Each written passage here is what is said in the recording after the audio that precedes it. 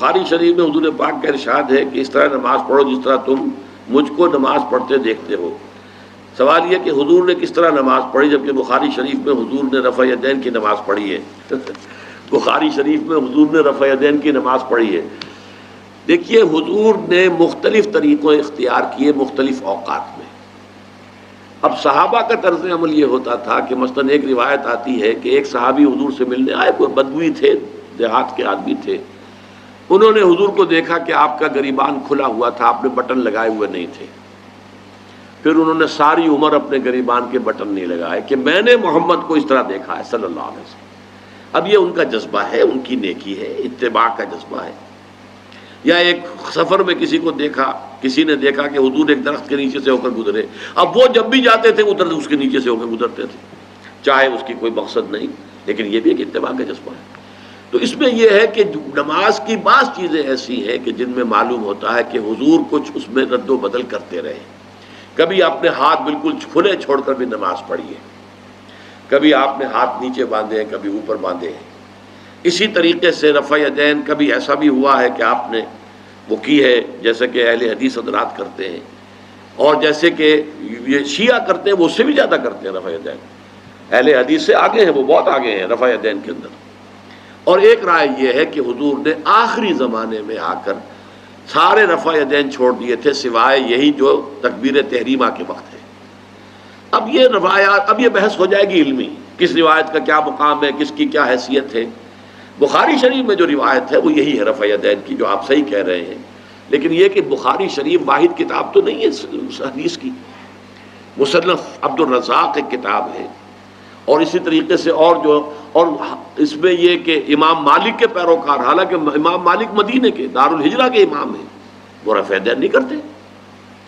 امام شافعی کے کرتے ہیں، امام مالک کے نہیں کرتے، امام ابو حنیفہ کے نہیں کرتے۔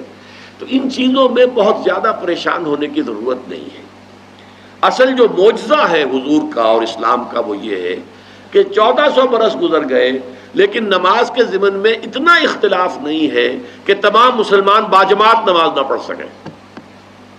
دیکھیے رفع یدین کرنے میں جماعت ٹوٹتی نہیں، آپ نے کیا یا نہیں کیا، جماعت کی فارمیشن برقرار رہی۔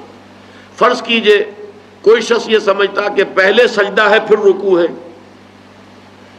تو اب یہ دو آدمی ساتھ نماز نہیں پڑھ سکتے، جن میں سے ایک کے نزدیک پہلے رکوع ہے پھر سجدہ ہے، دوسرا یہ سمجھتا ہے کہ نہیں پہلے سجدہ ہے پھر رکوع ہے، نہیں ہو سکتی، ان کی جماعت اب جمع نہیں ہو سکتی۔ یا کسی کا یہ خیال ہو کہ جیسے ہر رکعت میں رکوع ہے کہ سجدہ بھی ایک ہے، وہ ایک سجدہ کر کے کھڑا ہو جائے۔ اب ظاہر بات ہے دوسرا شخص جس کے نزدیک دو سجدے ہیں وہ ایک اور سجدہ کرے گا، فارمیشن ٹوٹ گئی، اب وہ ساتھ نماز نہیں پڑھ سکتے۔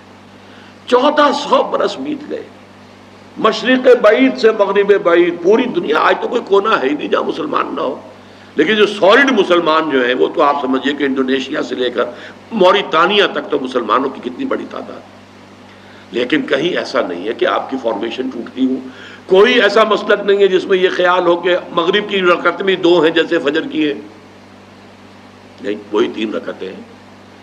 کوئی ایسا مسلک نہیں جس میں یہ معلوم ہو کہ فجر کی رکعتیں 3 ہیں 2 نہیں ہے، کوئی نہیں۔ عصر کی 2 ہیں یا 4 6 ہیں، کوئی نہیں۔ وہی رکعتیں، وہی رکعت کی ترتیب، پہلے کھڑے ہونا ہے پھر رکوع ہے پھر کھڑے ہونا ہے پھر سجدے میں جانا ہے پھر بیٹھنا ہے پھر سجدہ پھر کھڑے ہونا۔ فارمیشن نہیں ٹوٹتی، شیعہ ہو سنی ہو، اور اس میں حنفی ہوں مالکی ہوں شافعی ہوں حنبلی ہوں زیدی ہوں ظاہریہ ہوں، کوئی بھی ہو، کسے باشد، تمام مسلمان مل کر جماعت سے نماز ادا کریں گے اور ان کی جماعت ٹوٹتی نہیں ہے۔ یہ ہے جس کو ہمیں سمجھنا چاہیے۔ یہ کیوں ہے؟ صلو کما رأیتمونی اصلی، کہ حضور کی کو جس طرح دیکھا صحابہ نے نماز پڑھتے ہوئے ویسے نماز پڑھ رہے ہیں، صحابہ نے ویسے نماز پڑھی، پھر آپ کے بعد تابعین نے اسی طریقے سے نماز پڑھی، پھر اس کے بعد تبع تابعین نے پڑھی، نسل بعد نسل منتقل ہو رہا ہے۔ باقی تھوڑا تھوڑا اختلاف اگر ہے تو اس کے لیے